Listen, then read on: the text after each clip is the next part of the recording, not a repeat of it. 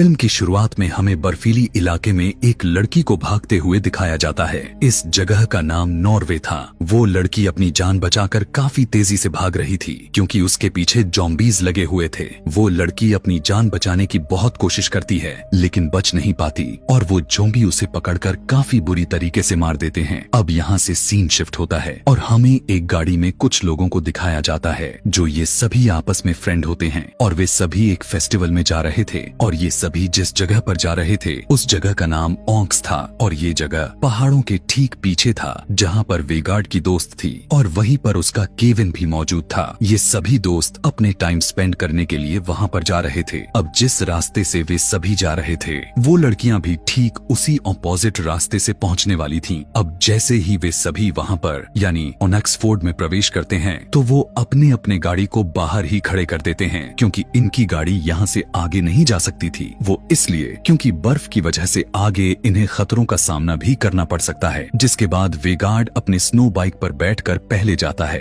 और ये सभी भी उसके पीछे पीछे चल देते हैं। कुछ देर बाद हमें दिखाया जाता है कि वे सभी उस केबिन में पहुंच चुके होते हैं और यहाँ पर ये सभी बर्फ का काफी मजा भी लेते हैं, बहुत सारी एंजॉय करते हैं। अब रात होती है। लीव नाम की लड़की को वहाँ पर किसी की होने की आहट महसूस होती है। वो उस चीज से काफी ज्यादा डर जाती है और भागते हुए उस केबिन में आती है जहाँ सभी लोग मौजूद थे। लिव अपने फ्रेंड से कहने लगती है कि उसे बाहर कुछ दिखाई दिया है लेकिन वे सभी उसकी बातों पर बिल्कुल भी यकीन नहीं करते। लेकिन फिर भी वो वहाँ पर जाकर देखते हैं कि आखिर क्या है लेकिन उन्हें कुछ भी नजर नहीं आती। लेकिन तभी उसी समय एक अनजान आदमी आता है और उनसे एक कप कॉफी मांगने लगता है। जिसके बाद वो आदमी उनकी कॉफी पीने के साथ साथ उनका बियर भी उठाकर पीने लग जाता है। वो ऐसा ट्रीट करने लगता है कि जैसे कि यह उसी का घर है और वो उसी घर की मालिक हो कि तभी यह आदमी इस जगह की डार्क पास्ट के बारे में विस्तार से बताने लगता है। वो बताता है कि जब सेकेंड वर्ल्ड वॉर पेश आई थी तब कुछ नाजिश ने उस जगह पर कब्जा कर लिया था। उस जगह के इंचार्ज का नाम कर्नल हर्जोग था। नाजिश के लोग वहाँ के रहने वाले लोगों को जीना हराम कर दिया था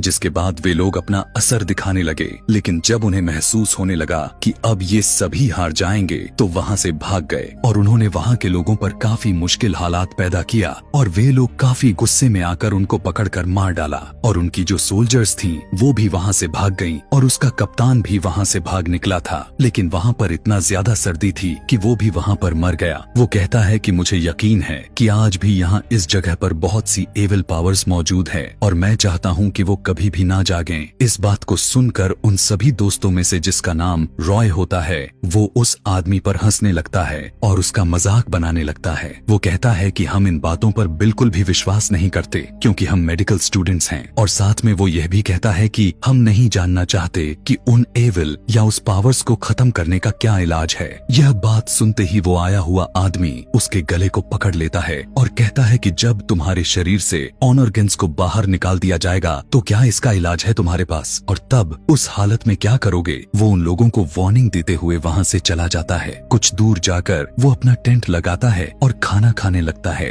कि तभी उसे कुछ आवाजें सुनाई देते हैं। यह सुनकर वो बाहर निकलकर देखने की कोशिश करता है कि यह किस चीज की आवाज है। तभी वो देखता है कि उसके ठीक सामने एक ज़ॉम्बी खड़ा हुआ नजर आता है। वो आदमी वहाँ से भागने का सोच ही रहा होता है कि तभी अचानक से एक दूसरा ज़ॉम्बी उसके पास आकर उसकी गले को ही काट देता है। बहुत हिम्मत करके वो अपने टेंट में जाता है लेकिन उसी टेंट में ज़ॉम्बी भी चला जाता है और उसे वहीं पर काफी बुरी तरह से मार देता है। उस मरे हुए आदमी की बातें सुनकर वेगार्ड पर काफी असर हुआ था और उसे अपने दोस्त सारा की काफी ज्यादा फिक्र होने लग जाती है। इसीलिए अगले दिन वो अपनी दोस्त को ढूंढने के लिए चल देता है। जाते समय वो अपने दोस्तों से कहता है कि अगर मैं कल तक वापस नहीं आया तो तुम सभी मेरे गाड़ी के पास जाना और वहाँ से मदद मांगना। यह कहकर वो वहाँ से चला जाता है। उसके जाते ही सभी लोग फिर से उसी बर्फ में एंजॉय करने लगते हैं। यहाँ पर हम देखते हैं कि कोई भी कल रात वाले आदमी की बातों का सीरियस नहीं ले रहा था। यहाँ पर दूसरी तरफ वेगार्ड सारा को ढूंढ रहा होता है। ढूंढते ढूंढते वो उसी आदमी के टेंट के पास पहुंच जाता है जो कल रात में मारा गया था।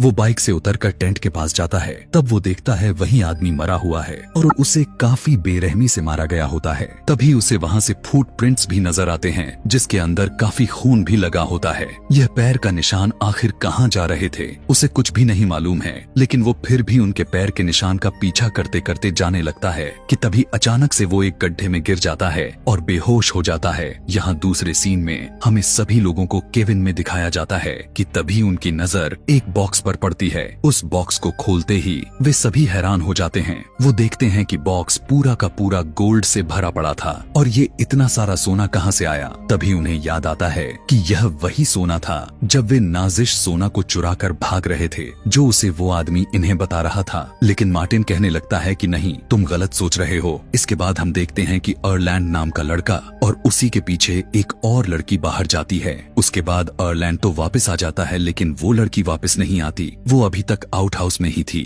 वो वहाँ पर इसलिए होती है क्योंकि उसे महसूस हो रहा था कि शायद उसके साथ कोई मजाक कर रहा है। तभी उसे यह लगने लगता है कि उसे बाहर से कोई देख रहा है। यह सब अभी वो सोच ही रही थी कि अचानक से एक ज़ॉम्बी उस पर अटैक कर देता है। वो काफी चीखते हुए केबिन की तरफ भागने लगती है। केबिन के अंदर सभी लोग काफी जोर जोर से म्यूजिक बजा रहे थे, इसीलिए उस लड़की की आवाजें उन तक नहीं पहुंच पाती। लेकिन तभी हैना उसकी आवाज को सुन लेती है। वो म्यूजिक बंद करके बाहर देखने लगती है कि तभी अचानक से उस लड़की को ज़ॉम्बी पकड़ कर ले जाता है। हैना काफी देर तक बाहर देखती तो है, लेकिन उसे बाहर कुछ भी नजर नहीं आता। वो कहने लगती है कि मुझे कुछ ठीक नहीं लग रहा है।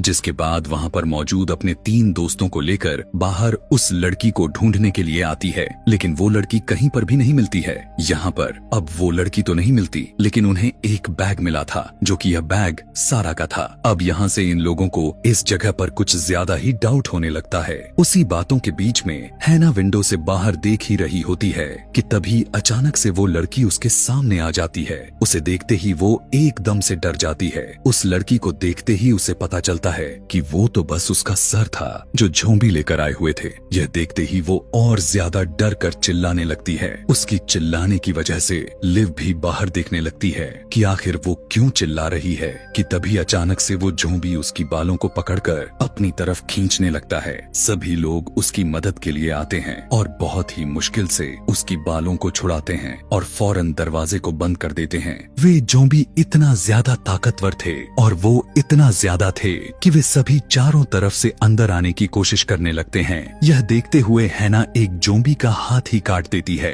कि तभी उन्हें पता चल जाता है कि यह नाजी ज़ॉम्बीज हैं। अर्लैंड काफी डर जाता है और वो सभी को लोगों अपना अपना ख्याल रखने के लिए कहता है कि कहीं ज़ॉम्बी उन्हें नुकसान न पहुंचा दें। कि तभी एक ज़ॉम्बी उसी के सिर को पकड़कर उसे मौत के घाट उतार देता है। वहीं हमें दूसरे सीन में दिखाया जाता है कि वेगार्ड, जो उस फुटप्रिंट्स का पीछा करते हुए गड्ढे में गिरकर बेहोश हो गया था, अब उसे होश आ जाता है। वो देखता है कि वो तो एक केव में फंसा हुआ है। वो वहाँ से एक एक लकड़ी को उठाकर रोशनी के लिए एक मसाल को जला लेता है और चेक करने के लिए आगे बढ़ता है। तभी उसे पता चलता है कि वो तो एक खुफिया रास्ता है और वहाँ पर काफी चीजें मौजूद होती हैं, जैसे कि वहाँ पर उसे काफी सारी हेलमेट्स के साथ साथ बहुत सारी हथियार भी मिलते हैं। वेगार्ड उन हेलमेट्स को देख ही रहा था कि तभी वहीं पर उसे सारा का सिर भी नजर आती है, जिससे यह जाहिर होता है कि सारा अब मर चुकी है। यह सब देखने के बाद वो उस गुफा से बाहर आ जाता है। बाहर आते ही एक ज़ॉम्बी उसे देख लेता है और उसे पकड़ लेता है, लेकिन वो फिर भी उस ज़ॉम्बी से मुकाबला करता है और अपनी जान बचाने की कोशिश करता है। कि तभी हम देखते हैं कि एक और ज़ॉम्बी जमीन से निकल रहा था और दूसरी तरफ केबिन के अंदर के सभी लोग जो बचे हुए थे वो एक प्लान बनाते हैं। वो कहते हैं कि 2 लोग ज़ॉम्बी को अपने बातों में लगाएंगे, मतलब कि उनका ध्यान इधर उधर भटकाएंगे और बाकी के 2 लोग गाड़ी से मदद लेकर आएंगे। यहाँ पर हम देखते हैं कि मार्टिन और रॉय उन ज़ॉम्बी का ध्यान भटकाने लगते हैं और दूसरी तरफ हैना और लिव उस कार की तरफ भागने लगती है। भागते समय वो दोनों अपना रास्ता ही भटक जाती है कि तभी वहाँ पर ज़ॉम्बीज आ जाते हैं। यहाँ पर वेगार्ड, जो उन ज़ॉम्बीज से लड़ रहा था, वो उन दोनों ज़ॉम्बीज को मारने लगता है और काफी पहाड़ों के ऊंचाइयों से दोनों नीचे गिरकर लटक जाते हैं। कि तभी वो लटका हुआ ज़ॉम्बी वेगार्ड के गर्दन गर्दन पर काट लेता है, लेकिन फिर भी वो अपना जान बचाते हुए उस ज़ॉम्बी को नीचे खाई में फेंक देता है और रस्सी के सहारे अपनी जान को बचाने की कोशिश करता है।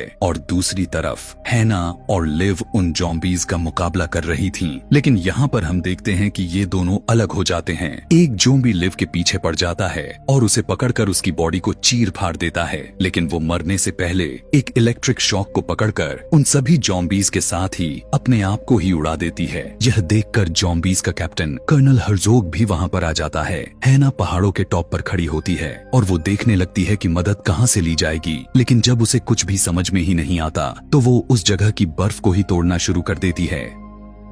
बर्फ टूट जाती है और उसके पीछे जो ज़ॉम्बी पड़ा था वो उसी के साथ नीचे खाई में गिर जाती है और अपनी जान बचा लेती है। उसकी जान तो बच जाती है, लेकिन वो बेहोश हो जाती है और जब उसे होश आता है तब वो देखती है कि वो बर्फ में दबी हुई है। उसी के साथ वो ज़ॉम्बी भी था और वो भी उसी बर्फ में दबा हुआ था और वो जिंदा था। जिसके बाद वो वहाँ से निकलकर उस ज़ॉम्बी को मार डालती है। यहाँ पर वेगार्ड की जो उसकी गर्दन कट चुकी थी वो अपने गर्दन पर टांके लगाकर अपनी बाइक पर एक गन को रखता है और वहाँ से निकल जाता है। और मार्टिन और रॉय उन ज़ॉम्बीज का ध्यान भटकाने के लिए एक घर में छुपे होते हैं ताकि वो चुपके से उनको मार डाले। रॉय एक आग को बॉटल बाहर फेंकने की कोशिश करता है, लेकिन वो घर में ही ब्लास्ट हो जाता है और घर पूरी तरह से जलने लगता है। वहाँ से दोनों भागकर एक शेड में जाते हैं। शेड में जाते ही वहाँ पर उन्हें बहुत सारे औजार पड़े हुए मिलते हैं। अब वो डिसाइड करते हैं कि वो इस हथियार से अब ज़ॉम्बीज से मुकाबला करेंगे। आगे ये जैसे ही बाहर निकलते हैं तभी वहाँ पर ज़ॉम्बीज की फौज आ जाती है। उन हथियारों के मदद से उन सभी ज़ॉम्बीज को एक एक करके मारने लगते हैं और यहाँ पर वो देखते हैं जैसे जैसे ज़ॉम्बीज मर रहे थे एक के बाद एक ज़ॉम्बीज आते जा रहे थे कि तभी वहाँ पर वेगार्ड भी आ जाता है और वो अपनी मशीन गन से उन सभी ज़ॉम्बीज को उड़ाने लगता है और सारे के सारे ज़ॉम्बीज को मार गिराता है। लेकिन ज़ॉम्बीज रुकने का नाम ही नहीं ले रहे थे, एक के बाद एक आते जा रहे थे और वेगार्ड उन्हें मारता जा रहा था। लेकिन इस बार काफी सारे ज़ॉम्बीज मिलकर अचानक से उस पर हमला कर देते हैं और उसके बॉडी को कई टुकड़ों में कर देते हैं। यह देखकर मार्टिन काफी गुस्से में आ जाता है और गुस्से में वो अंधाधुन उन ज़ॉम्बीज को मारना शुरू कर देता है। जब वो ज़ॉम्बीज को मार रहा होता है कि उसी वक्त हैना भी वहाँ पर पहुँच जाती है और वो मार्टिन के पीछे खड़ी होती है। उसे लगता है कि वो भी ज़ॉम्बी ही है। यह देखे बगैर वो उस पर ही अटैक कर देता है, यानी उसके गर्दन पर कुल्हाड़ी से वार कर देता है। वो काफी जख्मी हो जाती है और मरने लगती है। यह देखकर मार्टिन काफी उदास हो जाता है, लेकिन यह वक्त अफसोस करने का नहीं बल्कि अपनी जान को बचाना था, क्योंकि उसके सामने काफी सारे ज़ॉम्बीज की एक फौज लगी हुई थी। मार्टिन उन्हें मारने लगता है, लेकिन तभी एक ज़ॉम्बी उस पर अटैक करके उसे मारने की कोशिश करता है। यहाँ पर हम देखते हैं कि जब वो ज़ॉम्बी उस मार्टिन के हाथ पर काट रहा होता है तब उसे उसी रात वाली आदमी की बात याद आती है और फौरन कुल्हाड़ी लेकर अपने हाथ को ही काट देता है जहाँ पर ज़ॉम्बी ने काटा था। अपने हाथ काटने के बाद वो काफी खुश नजर आता है और वो इसलिए हंस रहा था क्योंकि उसे लगता है कि अब वो भी उनकी तरह ज़ॉम्बी नहीं बनने वाला। कि तभी अचानक से जमीन से एक ज़ॉम्बी निकलकर उसे काटने लगता है और उसे काफी बुरी तरह से काट रहा था। मार्टिन काफी जोर जोर से चिल्लाता है और गुस्से में आकर उसे अपने पैरों से ही उसे मारना शुरू कर देता है। अब ये दोनों मिलकर सारे ज़ॉम्बीज को मार देता है, लेकिन अभी उन सभी ज़ॉम्बीज का कैप्टन बच गया था जिसका नाम हर्ज़ोग था। ये दोनों अब सोचने लगते हैं कि यहीं पर हर्ज़ोग को मारकर वहाँ से अपनी जान बचाकर भाग जाएं। लेकिन तभी दोनों देखते हैं कि हर्ज़ोग जोर जोर से चिल्लाते हुए कुछ बोलने लगता है और जमीन हिलने लगती है। वो अपने भाषा में बोलता रहता है और जमीन काफी जोर जोर से हिल रही थी, जिसके बाद एक एक करके वो मरे हुए ज़ॉम्बीज उठने लगते हैं और फिर से एक फौज बन जाते हैं। यह देखकर वो काफी घबरा जाते हैं और अपनी जान बचाकर वहाँ से भागने लगते हैं। हर्ज़ोग के पास एक हथौड़ा पड़ा होता है, उसे उठाकर उनकी तरफ दौड़ता है। भागते समय उनकी पैर एक झाड़ी में फंस जाती है और तभी हर्ज़ोग उसके सिर में हथौड़ा मारता है कि तभी उसकी पेट में एक टहनी घुस जाती है और उसकी अंतड़ियां बाहर आ जाती है। जिसके बाद हर्ज़ोग रॉय के पास जाकर उसके पॉकेट से एक घड़ी को निकालता है और उसे देखने लगता है। यह देखकर रॉय वहां से भागकर उसी केबिन पर आ जाता है जहां पर वो रह रहे होते हैं। रॉय देखता है कि केबिन पूरी तरह से जलकर राख बन चुकी है। वहां पर जाकर वो उसी बॉक्स को उठाता है जिसमें गोल्ड था। तभी वहां पर हर्जोग भी अपनी फौज के साथ आ जाता है। रॉय उस गोल्ड की बॉक्स को ज़ॉम्बीज़ के कैप्टन यानी हर्जोग को पकड़ा देता है। यह देखकर हर्जोग को काफी सुकून मिलता है। यह देखते हुए रॉय अपनी जान बचाकर वहां से भागने लगता है। भागते हुए वो अपने कार के पास जाता है। गाड़ी को खोलकर वो अंदर बैठ जाता है। अभी वो गाड़ी को स्टार्ट कर ही रहा होता है कि तभी उसकी जेब से वही वाला कॉइन जो हैना ने चोरी से डाला था वो नीचे गिर जाती है कि तभी उसके सामने हर्जोग भी आ जाता है। यह देखकर वो उसे मारने के लिए उसकी कार का शीशा तोड़ने लगता है और यहीं पर यह कहानी खत्म हो जाती है। आगे की कहानी जानने के लिए नीचे कमेंट में पार्ट 2 लिखना ना भूलें। Thanks for watching.